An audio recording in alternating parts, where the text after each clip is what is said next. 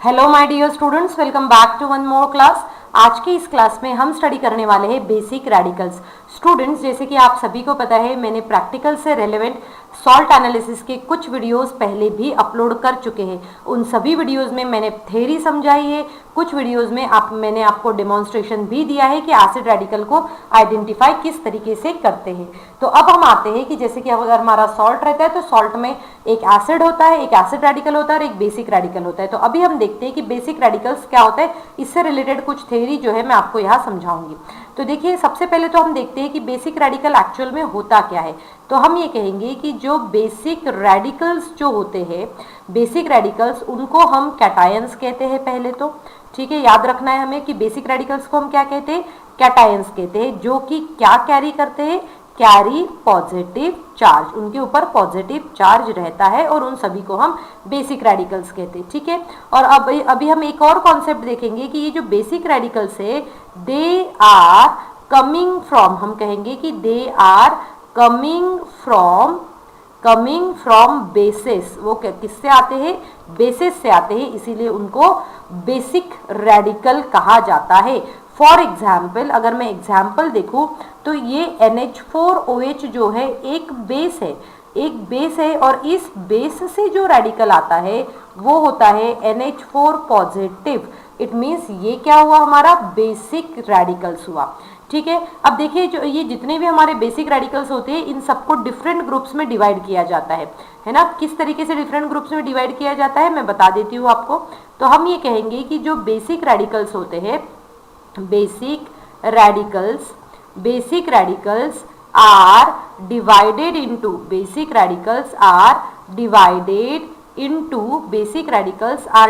into different groups। Basic radical क्या होते हैं, डिफरेंट ग्रुप्स में डिवाइड होते हैं, राइट। डिफरेंट ग्रुप्स में क्या होते हैं, ये रेडिकल डिवाइड होते हैं। So basic radicals are divided into different groups. ठीक है, अब देखिए इसमें हम क्या कह सकते हैं, अभी हम वन बाय वन स्टडी करते हैं। तो अभी जो अगर हम देखते हैं, सबसे पहले हम बात करेंगे जीरो ग्रुप की। हम किसकी बात करेंगे, जीरो ग्रुप की। तो जीरो ग्रुप जो होता है, ये जीरो ग्रुप जो है, इस जीरो ग्रुप में कौन कौन से रेडिकल्स होते हैं हमें पता होना चाहिए। तो जीरो ग्रुप में जो हमारा फर्स्ट रेडिकल आता है वो होता है NH4 पॉजिटिव, जिसको हम कहते हैं अमोनियम आयन। कौन सा आयन कहते हैं हम, अमोनियम आयन। एंड स्टूडेंट्स, इस रेडिकल से रिलेटेड, इस रेडिकल को परफॉर्म कैसे किया जाता है, इस रेडिकल से रिलेटेड मैंने अपने प्लेलिस्ट में अगर आप देखोगे तो वहां पर वीडियो पोस्ट किया हुआ है और ये आपके लिए बहुत ही यूजफुल होगा कि अगर आप वो वीडियो देखते हो और इसके साथ में इसकी थ्योरी भी समझते हैं। ठीक है, तो अभी तो देखिए जीरो ग्रुप में जैसे सोडियम भी आता है, K पॉजिटिव भी आता है, बट हमारे सिलेबस में सिर्फ NH4 पॉजिटिव है, इसीलिए हम NH4 पॉजिटिव के बारे में ही स्टडी करेंगे, जिसे आपको क्या कहना है, इसको अमोनियम आयन कहते हैं। बहुत सारे स्टूडेंट सबसे पहली गलती तो यही करते हैं कि इसको कहते हैं अमोनियम, इसको क्या कहते हैं, सिंपल सा अमोनिया कहते हैं, राइट। तो हम क्या करने वाले हैं, इसको अमोनियम आयन कहेंगे। अब देखिए इसमें क्या क्या होता है, इस NH जीरो ग्रुप में सबसे पहले तो हमें आइडेंटिफाई करना है हम आइडेंटिफाई करेंगे NH4 पॉजिटिव आयन, राइट। अभी NH4 पॉजिटिव आयन जो है, इसको हम किस तरीके से आइडेंटिफाई करते हैं, बहुत ही इजी मेथड है। इसके लिए आपको क्या करना है, सबसे पहले तो सॉल्ट लेना है और वो सॉल्ट लेने के बाद में हम उसमें क्या करेंगे, सॉल्ट लेंगे और सॉल्ट लेने के बाद में हम उसमें ऐड करेंगे NaOH, हम ऐड करेंगे उसमें NaOH। और वैसे तो इसके लिए कोई भी स्पेसिफिक ग्रुप रिएजेंट यूज नहीं होता है, तो हम यहाँ पर ब्रैकेट में लिख लेंगे, यहाँ पर ब्रैकेट में हम लिखेंगे no specific group reagent is used. ये याद रखना है आपको कि कोई भी स्पेसिफिक ग्रुप रिएजेंट यहाँ पर यूज नहीं होता है। तो फिर हमें करना कैसे, परफॉर्म कैसे करना है इसको, इसमें हम क्या कहेंगे, हम सिंपली कहेंगे कि इसमें हमें क्या करना है, आप सबसे पहले सॉल्ट लेंगे और सॉल्ट में आप ऐड करोगे NaOH, जो आपके लेबोरेटरी में रखा रहेगा। उस NaOH को आप NaOH को ऐड करेंगे। जैसे ही आप सॉल्ट में NaOH ऐड करते हो तो इसको हम क्या कह सकते हैं, यहाँ पर टू कंडीशंस हो सकती है, या तो आप उसको शेक कीजिए, ठीक है, या फिर हल्का सा उसको वार्म कीजिए। ये दोनों कंडीशन में यहाँ पर जो गैस रिलीज होगी वो होगी अमोनिया। वो क्या होगी? अमोनिया गैस होगी। ठीक है, तो अमोनिया गैस जो है वही क्या बनाएगा? हमारा NH4 पॉजिटिव आयन जो है अमोनियम आयन को हमें रिप्रेजेंट करता है। तो यहाँ पर जो गैस रिलीज हो रही है वो गैस कौन सी है? अमोनिया गैस है। वो गैस जो रिलीज हो रही है वो अमोनिया गैस है। अब हम अमोनिया गैस के साथ में क्या करेंगे? देखो, अब हमें इसका कंफर्मेटरी टेस्ट भी करना पड़ेगा। अब कंफर्मेटरी टेस्ट हम कैसे करेंगे? हम क्या करेंगे? इसी सॉल्यूशन में हम क्या करेंगे? In the above solution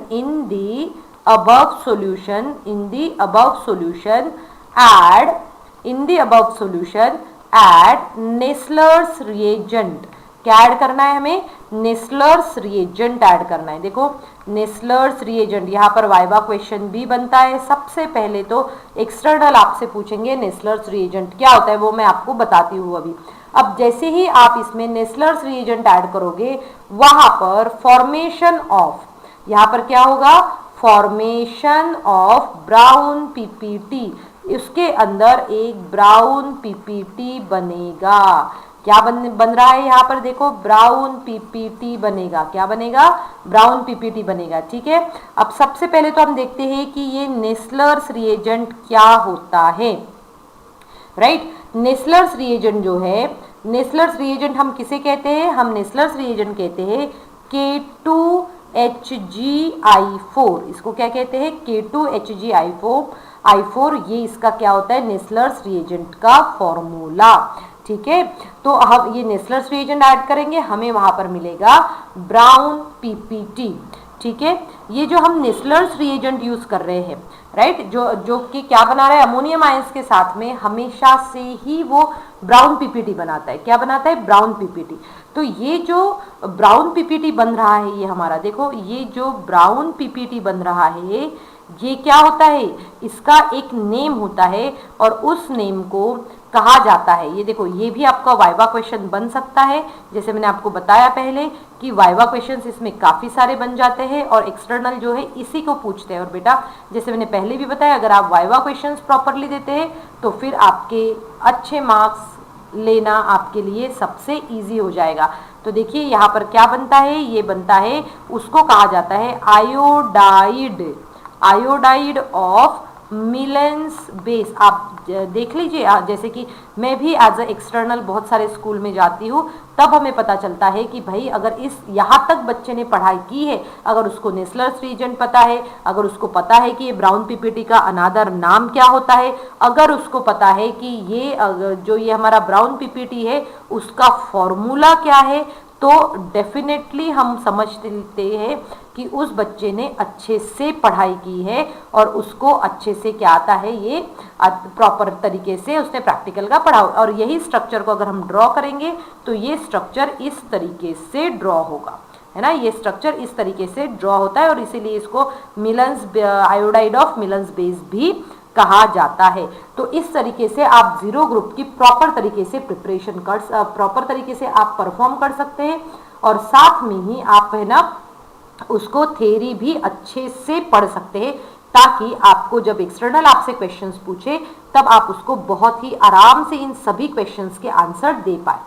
students, अगर आप देखोगे तो इसमें और भी काफ़ी सारे रेडिकल्स इन्वॉल्व होते हैं, बट मैं, जैसे कि मुझे पता है कि बोर्ड एग्जाम के लिए ही आप सभी को पढ़ना है, इसीलिए मैं आप सभी को उतना ही पोर्शन करवाऊंगी जो लिमिटेड हो बट साथ में ही उतना ही यूजफुल हो। तो अभी हमने जीरो ग्रुप देखा। जीरो ग्रुप के बाद में हम आते हैं ग्रुप 1 पे। जीरो ग्रुप के बाद में हम आते हैं ग्रुप 1 में।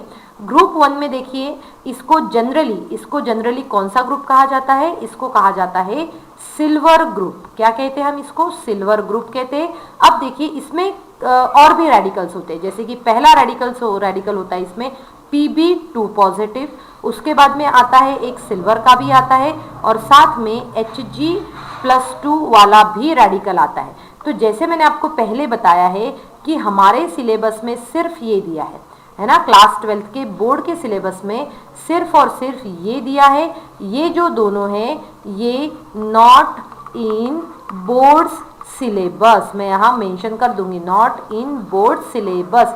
तो इसीलिए मैं आप सभी को उतना ही समझाऊंगी जितना कि हमारे बोर्ड एग्जाम में आने वाला है। अब देखिए, इट मीन्स अब हम स्टार्ट करने वाले हैं Pb2 पॉजिटिव, जिसको हम लेड आयंस कहते हैं।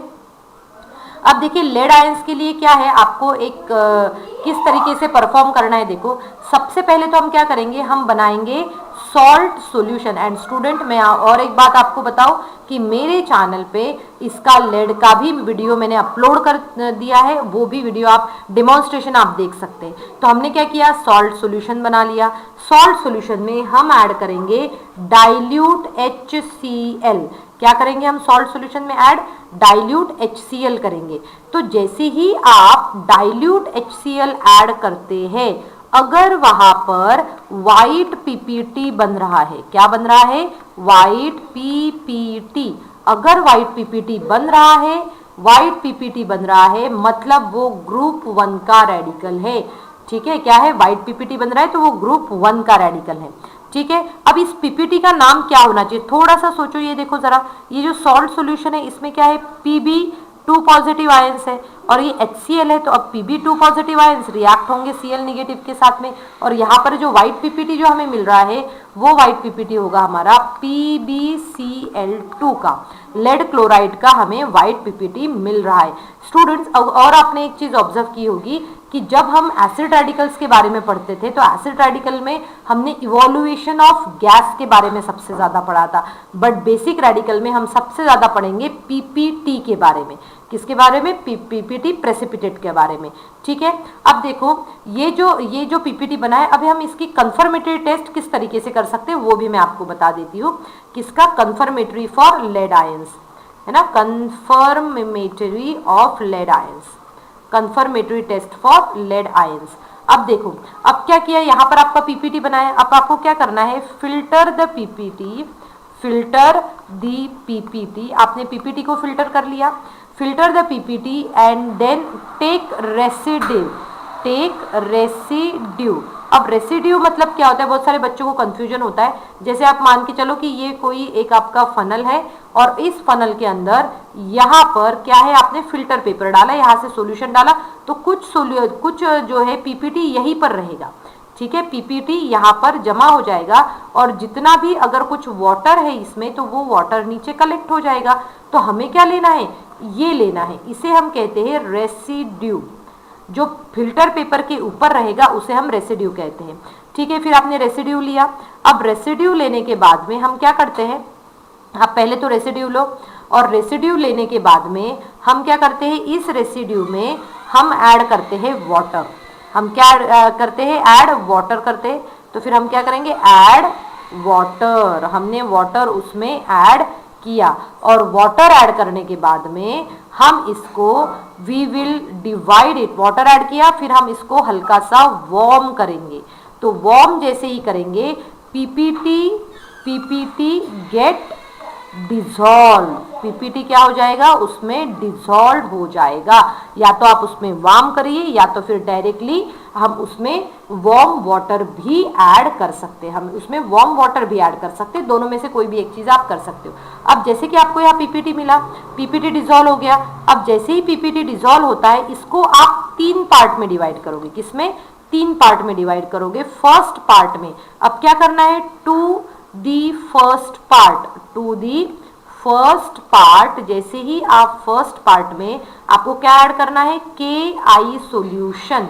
आप KI सॉल्यूशन ऐड करोगे तो यहाँ पर आपको मिलेगा येलो पीपीटी। क्या मिलेगा आपको, येलो पीपीटी मिलेगा, येलो पीपीटी मिलेगा। और ये जो येलो पीपीटी मिलेगा वो होगा, अब जैसे देखो उसमें लेड आयंस थे, उसमें आपने KI डाल दिया, तो यहाँ पर जो मिल रहा है पीपीटी, उस पीपीटी का नाम होगा लेड आयोडाइड। देखिए एक्सटर्नल जो है इसके ऊपर सबसे ज्यादा क्वेश्चंस पूछते हैं, है ना, कि इसमें लेड आयोडाइड है या फिर कौन सा पीपीटी बन रहा है। अब ये तो हो गया हमारा फर्स्ट पार्ट का। अब हम सेकेंड पार्ट में देखिए क्या करने वाले हैं। जैसे मैंने बताया कि सेकेंड पार्ट में हम कहेंगे टू दी सेकेंड पार्ट, इसको यहां तक स्ट्रेच कर लेते हैं ना, to the second part, to the second part add potassium chromate, है ना, पोटेशियम क्रोमेट। तो हम कहेंगे कि हम पोटेशियम क्रोमेट ऐड कर रहे हैं इसमें। तो आप इसको फॉर्मूला में बहुत सारे बच्चों को कंफ्यूजन होता है, इसलिए मैं नाम लिख देती हूँ। इसमें क्या होता है, पोटेशियम क्रोमेट, पोटेशियम क्रोमेट, जिसका फॉर्मूला जो होगा वो होगा K2CrO4, ठीक है। आप जैसे ही ये ऐड करोगे आपको वहां पर भी मिलेगा येलो पीपीटी। अब आप समझ ही सकते हो कि देखो पहले हमने KI ऐड किया था तो लेड आयोडाइड मिला, अब हमने क्रोमेट ऐड किया तो इस पीपीटी का नाम क्या होना चाहिए, लेड क्रोमेट। क्या होगा, लेड क्रोमेट। ठीक है, तो इस तरीके से सेकेंड पार्ट। अब थर्ड पार्ट में क्या करना है, आपने बॉईल किया था पीपीटी को, डिसॉल्व कर लिया था, अब क्या करना है आपको कूल करना है सॉल्यूशन को। Simply cool the solution and you will get PPT again, you will get PPT again. तो जनरली हम ये और ये रिएक्शन परफॉर्म करते हैं। आप इसका वीडियो मेरे चैनल पे ऑलरेडी मैं अपलोड कर चुकी हूँ, तो आप उस वीडियो को देखिए तो ये आपको और भी अच्छे तरीके से समझ में आएगा। तो आज की